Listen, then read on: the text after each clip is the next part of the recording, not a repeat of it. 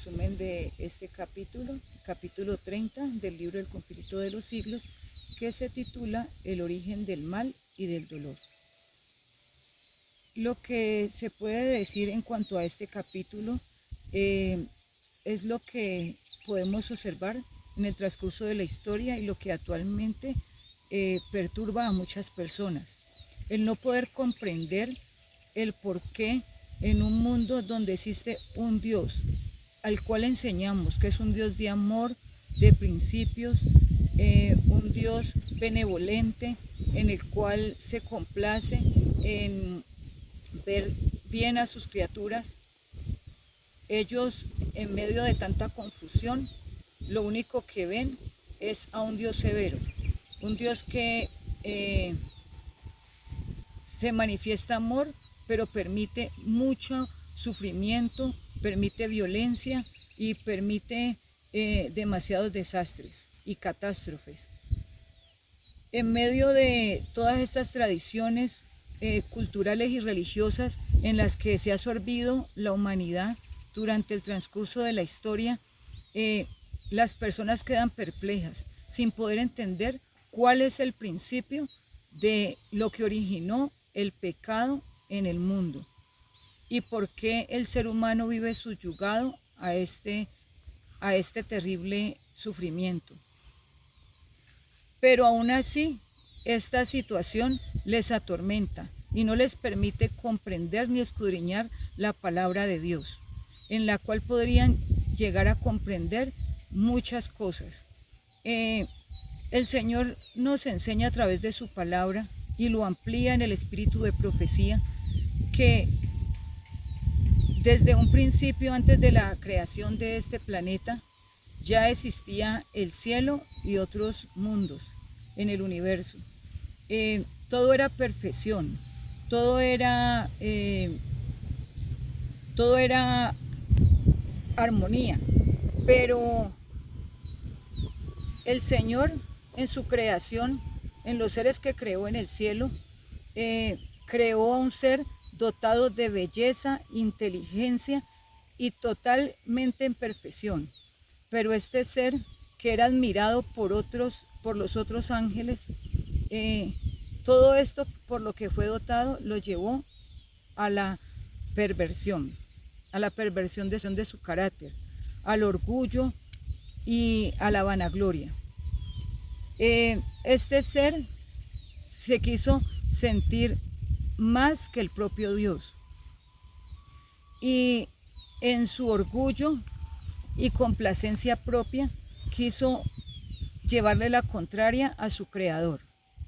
Se sentía impotente y envidioso porque él sentía que él, en su esplendor y belleza, no podía ser menos que otro ser al cual sí se le permitía participar de los concilios con el Padre Celestial.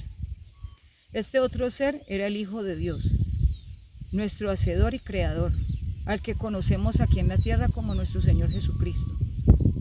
Pero Satanás, quien era Lucifer, quien era Luzbel, en ese momento sintió envidia por el Hijo de Dios y empezó a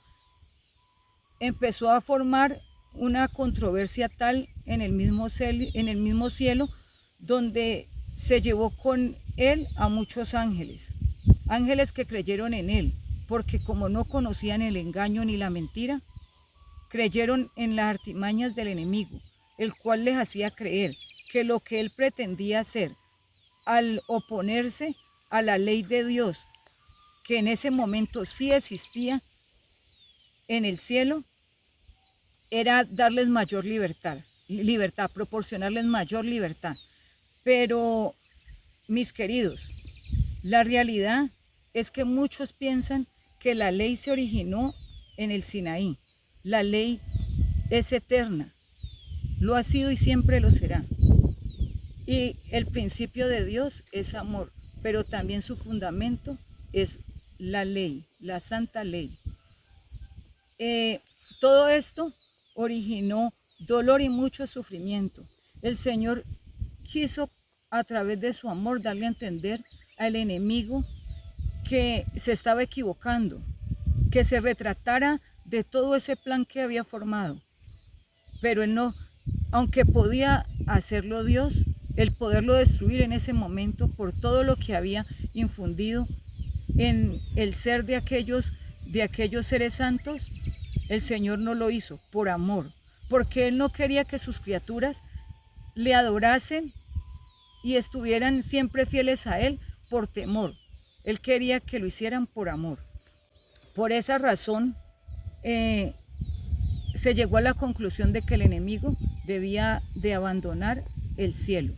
Si él se hubiese retratado, si él hubiera sentido ese remordimiento y esa angustia en su corazón y se hubiera arrepentido en toda su profundidad, el Señor le hubiera podido devolver ese lugar que tenía tan privilegiado en el cielo. Pero no fue posible porque él persistió en continuar adelante con sus planes perversos y malévolos, que eran el poder ocupar el trono de Dios. Luego de ser expulsado del cielo, él quiso abordar el universo entero con su cizaña. Pero lamentablemente, después de la creación de nuestro planeta, él se encarnizó con el ser humano, lleno de envidia, así como había envidiado al propio Hijo de Dios, también se llenó de envidia contra el ser humano, creación de nuestro Señor Jesucristo. Al introducirse el pecado en nuestro planeta, ya Dios tenía un plan de redención para el ser humano. Y eso ofendió al enemigo y se encarnizó aún más contra el ser humano y contra la ley de Dios.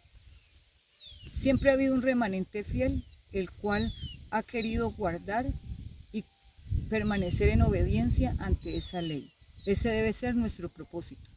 Es cierto, nuestro Salvador murió en una muerte terrible, la muerte de cruz, pero lo hizo para darnos a nosotros la vida eterna y el perdón de nuestros pecados. Así como murió, también tenemos la seguridad que resucitó. Y esa ley de amor que Satanás siempre ha querido pisotear y vituperar, esa misma ley de amor es la que al final nos dará la libertad. La invitación, mis hermanos, es a que nos concentremos en el plan que el Señor siempre ha trazado para nosotros, en vivir una vida ejemplar y sin pecado, como el Señor Jesucristo lo hizo aquí en la tierra para darnos el ejemplo. Y gloriarnos en nuestro Salvador y Redentor. Poder tener la seguridad de que si somos obedientes y fieles a esa santa ley, ese mal y ese dolor que algún día se originó, no va a ser eterno.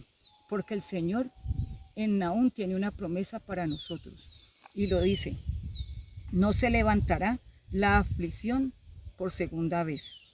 Y en Apocalipsis también nos lo recuerda: no habrá más sufrimiento, no habrá más lágrimas ni dolor. Todo lo viejo pasó, ahora todas las cosas serán hechas nuevas.